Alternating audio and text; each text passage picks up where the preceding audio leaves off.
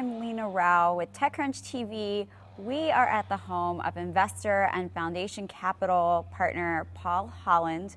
And what makes this home so special, it is basically the greenest house in America. It's the highest LEED Point certified residence in the country. So we're going to get a special tour inside, so join us.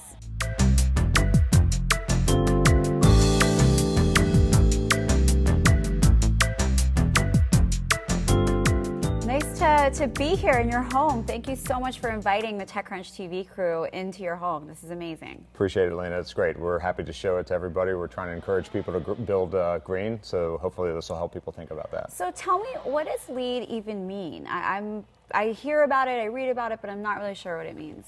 Right, so LEED is a point system. It's Leadership in Energy and Environmental Design. It's designed by the U.S. Green Building Council. So when you build green, you achieve a certain number of points for things like the kind of energy systems you use or how you recycle water or whatever it might happen to be. And so in the course of building this home, we tried to achieve as many LEED points as we could, and in the course of doing it, accumulated enough points to have the greenest home. Wow. Well, let's take a look inside.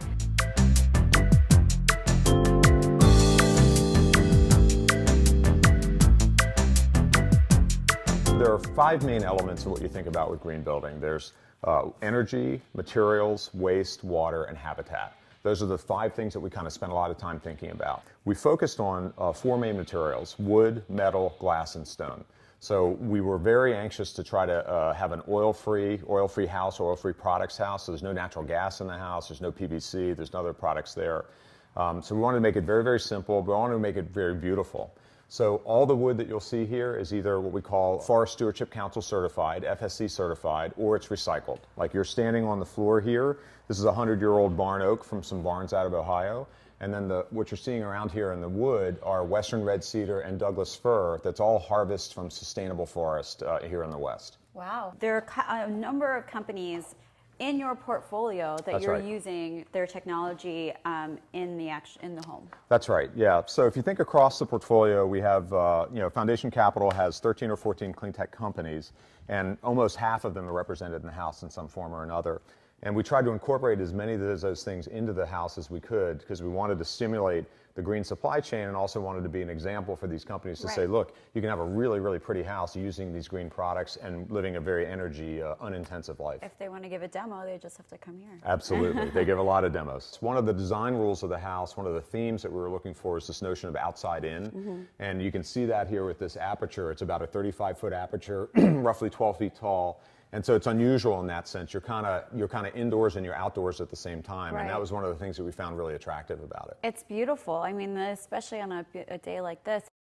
We're entering the kitchen right now, which is actually one of my favorite places in homes because I'm a big cook. But I want you to sort of show me what's green here, what's different, than probably what I find in my home. So what we've done is we tried to find as many things that we could recycle or reuse as possible. So we try not to have too many things that were kind of brand new. So it's very subtle, but many of the things you're looking at now are all reused or recycled. This area here, this is called a flitch, and I didn't know that, but this longitudinal section of wood. So this is from found wood. There's a guy named Evan Shively up in Marin, and he does this as a business. He has a 40,000 square foot barn that has hundreds of these. This is black walnut.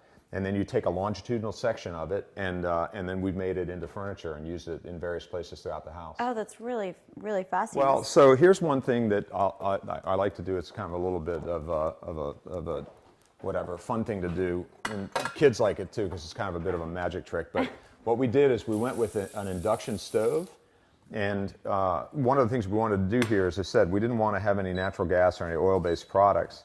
So we use an induction stove, and what an induction stove allows you to do essentially is a magneto that's driving the power into the container itself. So the surface itself doesn't get hot. The energy gets transferred directly into the metal. It has to be metal, so you can't have what other kind of stuff. All your pans, all your pans are set like that. And so you do this, so fast. And then you will have boiling water in, I've timed it, or you get boiling water in about 12 or 13 seconds. That's amazing. So yeah, and then so realize now the house, we provide all of our own energy for the house, as you'll learn when we look at the solar and the ground source heat exchange. So we're net energy positive, and then we create all that we need for our heating and cooking and all the other things that are here. How did you think when you were laying this home, out? What were you thinking, and how you wanted to have this space? So one of the things that we thought about was our architect, Bob Glazier, who's a terrific guy. He had this notion of having us have a more distributed way of living. We wanted a single-story home, so we didn't want to have kind of the waste associated with second story and so forth. And we wanted to be close to the land and have lots of ways to get in and out. And so to do that, we distributed the house. The house is like an X. So this is one part of the X here. The main rib of it is the great room, and then the kids area is the other part.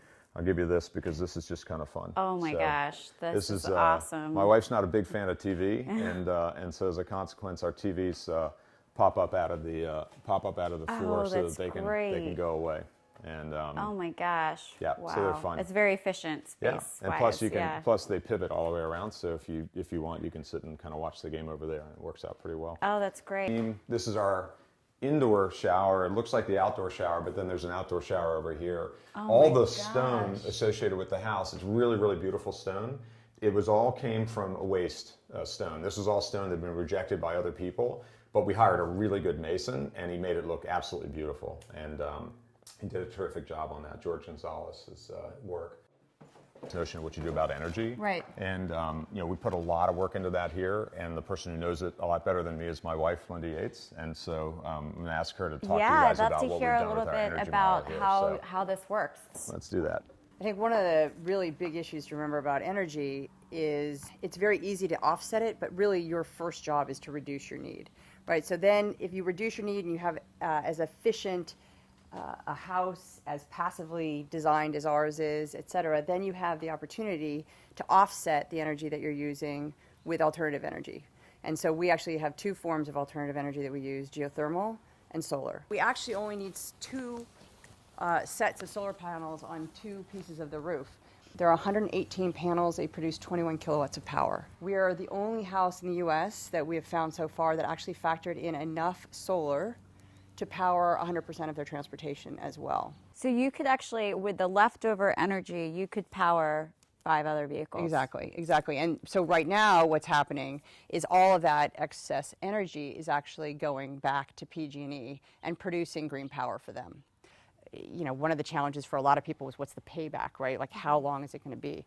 Well, really that whole dynamic has shifted, and now we've moved from buying solar panels to buying solar power, okay, and that's what Sunrun really does. Oh, I see. So Sunrun provides people the opportunity to, in essence, basically put as much solar as you want on for virtually no money. You put your solar on, there's no, there may be a little bit of a down for some people, but because with an array this large, but for the most part, there's zero cash down for most people. And then you pay Sunrun a power bill like you would pay PG&E, only it's about 50% of that cost. I'm really curious about how you control all the energy in the home, and a lot of it's done online, from what I'm understanding. Do you mind just walking me through how that works? I can go onto here and I can take a look at what's going on in the house. I can look at each one of the rooms. I can control the heat. We don't have an active cooling system here. We have passive cooling, so there's no air conditioning or so forth in the house. We don't need it. But you can go through and do that. You can also go through and figure out what you're doing with video. The most common thing for me is I use audio, so we control our Sonos system here.